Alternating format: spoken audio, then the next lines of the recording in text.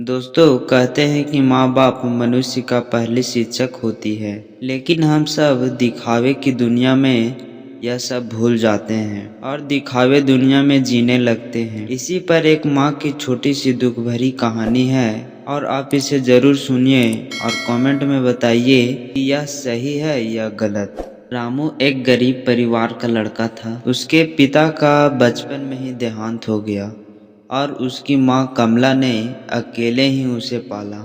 कमला दिन रात मेहनत करके दूसरे के घरों में काम करती ताकि रामू को अच्छी शिक्षा मिल सके। वह खुद फटे पुराने कपड़े पहनती, लेकिन रामू को ज़रूरतों का पूरा ध्यान रखती। कई बार भूखी सो जाती, लेकिन रामू को कभी भूखा नहीं रहने दिया। समय बीता, रामू पढ़ लिख कर एक बड़ा अधिकारी बन गया, लेकिन जैसे जैसे रामू सफल हो गया वह अपनी जड़ों को भूलने लगा। उसने माँ से दूर रहना शुरू कर दिया और समाज के दिखावे में पड़ गया। माँ बूढ़ी हो चली थी, पर रामू के पास माँ के लिए समय नहीं था। एक दिन जब माँ बहुत बीमार हुई तो उसने रामू को बुलाने के लिए एक पत्र लिखा। रामू व्यस्त का बहाना बनाकर नहीं आया। कुछ दिनों के बाद माँ का निधन हो गया। जब रामू को यह खबर मिली तब तक बहुत देर हो चुकी थी।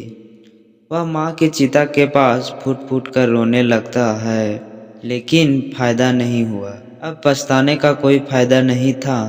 माँ ने पूरी अपनी जिंदगी उसके लिए निछावर कर दी, पर रामू ने उनकी सेवा में एक पल भी नहीं दिया।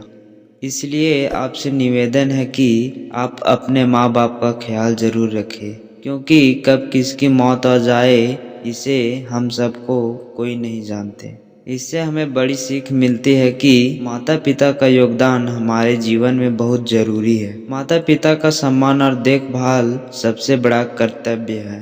सफलता का असली मतलब अपनों का साथ नहीं होता। समय रहते अपनों की कदर करे, वरना पछतावा ही हाथ लगेगा।